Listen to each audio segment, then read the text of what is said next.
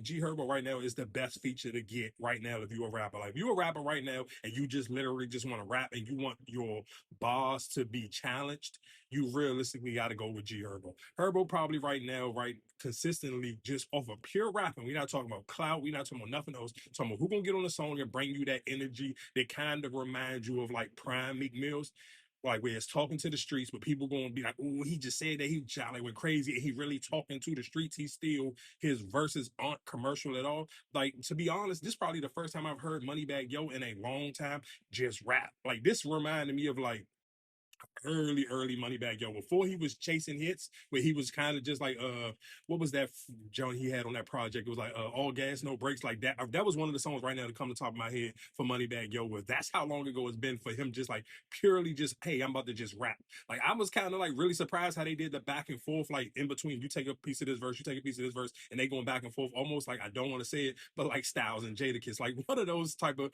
back and forth moments. And it was like, dang, I'm kind of proud of Moneybag Yo, and I like the fact that G Herbo never switched up his style. Like he allowed time to just bypass. You can even see here say he had to go through whatever criminal stuff and all the other allegations and all this, but he waited his time. He never rushed the process. Like think about when prime Chief Keef was Chief Keefing, like when Lil Durk was Lil Durk, and like when the Chicago drill music and scene was huge as possibly, even when he was coming out, like it was him and Lil Bibby. And Lil Bibby, I mean, he was getting a cosign from Drake and all this other thing, and Herbo kind of always played the back, and he allowed his time to catch up with him on his own time. And I'm loving the fact that right now it feels like hip hop is getting to a place where a lot of rappers are getting comfortable with not just chasing hits. I don't need a hook. Like I like that, and that's why I wanted to tie this in with Lil Baby, because both of these songs is kind of realistically just a sample. It's not no crazy catchy hook. It's just rappers rapping.